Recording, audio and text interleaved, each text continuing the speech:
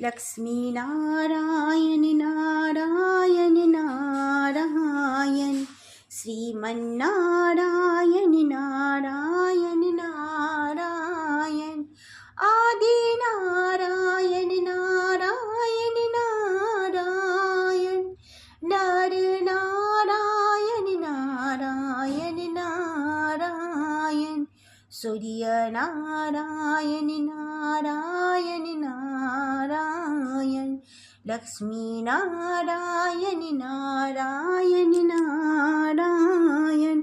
যে যে মা লক্ষ্মীর পাঁচালি বা কিছু আপনারা খুব মানে তাড়াহুড়োতে আছেন, পুজো আপনি করছেন, সবসময় চেষ্টা করবেন যে মা লক্ষ্মী আর নারায়ণকে একসাথে পুজো করতে চেষ্টা করবেন।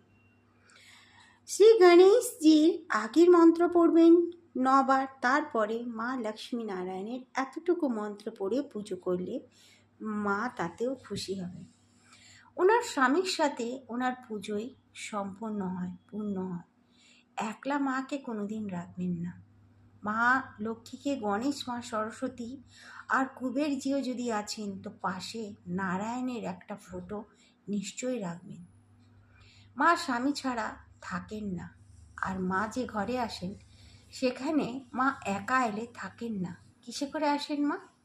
মা আউলে বসে আসেন। তো মা একলা এলে কিন্তু থাকবেন না, মানুষকে আউল বানিয়ে চলে যাবেন। সবসময় চেষ্টা করবেন মাকে তার স্বামীর সাথে আনতে। কিসে করে আসবে তাহলে স্বামীর সাথে? গরুড়ে করে আসবে। গরুর কি বুদ্ধিমান আর বিবেক, সব কিছু সহনশীলতা গরুর মধ্যে আছে। তো গরুড়ে করে মা এলে স্বামীর সাথে ঘরে বসে আমাদের। তাই মাকে একা আনা ঠিক নয়। আর মা লক্ষ্মীর ফটো হোক, প্রতিমা হোক, কিছু বি হোক, দাঁড়ানো রাখা ঠিক না।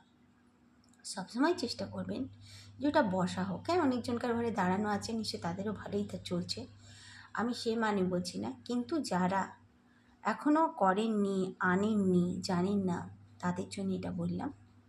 তারপরে জানি না কার কী কপাল, কার কী কর্ম। Thank you.